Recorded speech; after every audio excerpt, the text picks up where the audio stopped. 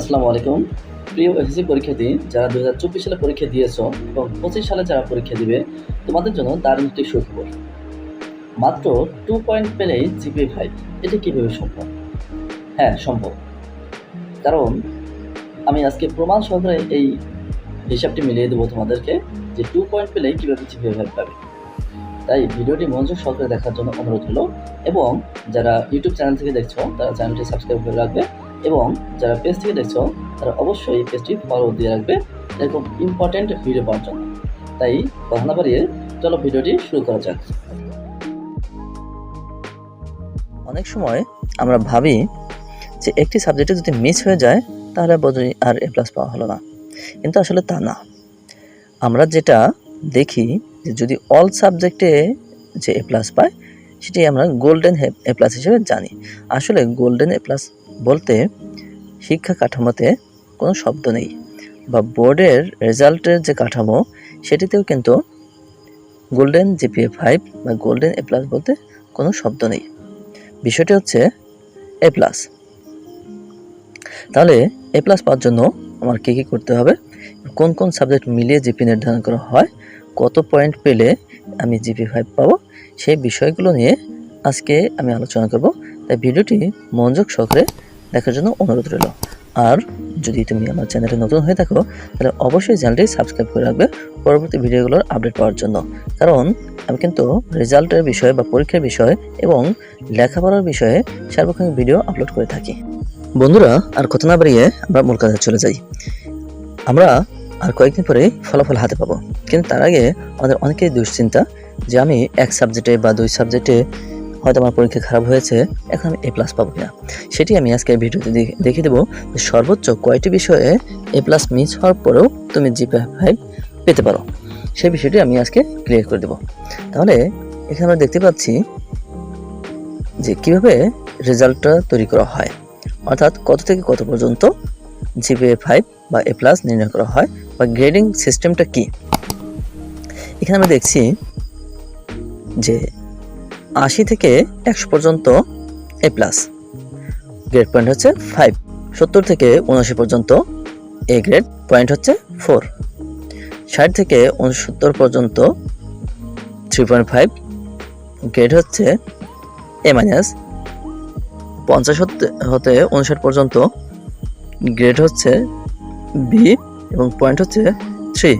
40 থেকে 49 পর্যন্ত গ্রেড হচ্ছে সি, পয়েন্ট হচ্ছে 2, এবং 33 থেকে 39 পর্যন্ত পয়েন্ট হচ্ছে 1, গ্রেড হচ্ছে ডি অথবা 10 পাস। আর 0 থেকে 32 পর্যন্ত গ্রেড হচ্ছে এফ এবং জিপিএ 0। প্রিয় শিক্ষার্থী বন্ধুরা, এবার আমাদের একটি ক্যালকুলেটর অথবা খাতা কলম নিয়ে বসতে হবে একটু হিসাব করার জন্য। আমরা কোন কোন সাবজেক্টে এ প্লাস পাবো এবং কোন কোন সাবজেক্টে এ প্লাস পাবো না। আমরা সর্বমোট পরীক্ষা দিয়েছি 12টি, তার মধ্যে আবশ্যিক বিষয় ছিল 8টি, গ্রুপ বিষয় ছিল 3টি, চতুর্থ বিষয় 1টি, সর্বমোট 12টি সাবজেক্টের পরীক্ষা দিয়েছি। এর মধ্যে আমাদের হিসেব করে নিতে হবে বাংলা 2টি মিলে 1টি, ইংলিশ 2টি মিলে 1টি, তাহলে সাবজেক্ট রইল 10টি এবং চতুর্থ বিষয় বাদ। আর কোন কোন সাবজেক্টে আমরা কত মার্কস পাবো সেই মার্কস অনুসারে আমাদের পয়েন্টগুলো লিখে ফেলতে হবে খাতায়।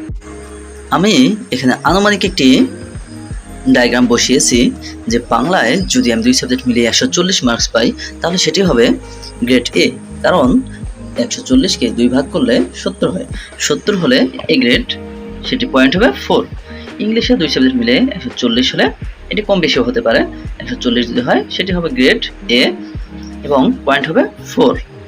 গণিত যদি 70 পাই সেটি হবে গ্রেড এ এবং পয়েন্ট হবে 4। কেননা এই সাবজেক্ট 3টাতে আমাদের এ প্লাস ওঠানো একটু কঠিন হয়ে পড়ে, সবাই আমরা এই সাবজেক্ট 3টাতে এ প্লাস পাই না, এর জন্য এখানে এই 3টে সাবজেক্ট একটু কম মার্কস ধরা হয়েছে।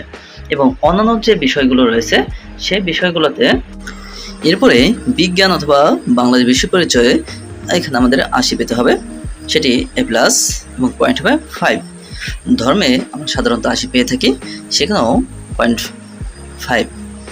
এবং তথ্য যোগাযোগ প্রযুক্তিতে আমরা টোটালি 25টি অবজেক্ট পরীক্ষা দিয়েছি, অর্থাৎ সেখানে 50 মার্কের পরীক্ষা হয়েছে, বাকি 25 ছিল আমাদের প্র্যাকটিক্যাল। যদি প্র্যাকটিক্যাল এবং অবজেক্ট মিলিয়ে আমরা 40 মার্কস পাই, সেখানে আমাদের A+ চলে আসবে, পয়েন্ট হবে 5। এবং গ্রুপের যে 3টি সাবজেক্ট রয়েছে, গ্রুপের 3টি সাবজেক্টে অবশ্যই আমাদের A+ পেতে হবে, সেখানে 5 করে আমরা 15 মার্কস পাবো। এবং চতুর্থ বিষয়ে আমাদের অবশ্যই A+ পেতে হবে, এবং চতুর্থ বিষয় থেকে 2 পয়েন্ট আমাদের বাদ যাবে। এখানে 5 থেকে 2 বাদ দিলে থাকবে 3, তাহলে টোটাল মার্কস হবে 45, এবং 45কে 9 দিয়ে ভাগ করতে হবে। কেননা আমি আগেই দেখিয়েছি যে আমাদের 12টি পরীক্ষা থেকে 2টি পরীক্ষা বাদ যাবে, অর্থাৎ বাংলা 2টি মিলে 1টি এবং ইংলিশ 2টি মিলে 1টি, এবং 4 সাবজেক্ট বাদ দিয়ে তাহলে আমাদের সাবজেক্ট থেকে টোটাল 9টি। তাহলে টোটাল যদি আমরা 45 পয়েন্ট পাই, এই গ্রেড পয়েন্টের হিসেবে যদি আমরা 45 পয়েন্ট পাই, তাহলে 5 নং 45 আমরা কিন্তু A+ পেয়ে যাবো। আমাদের যে কোনোভাবে 45 হলেই হলো।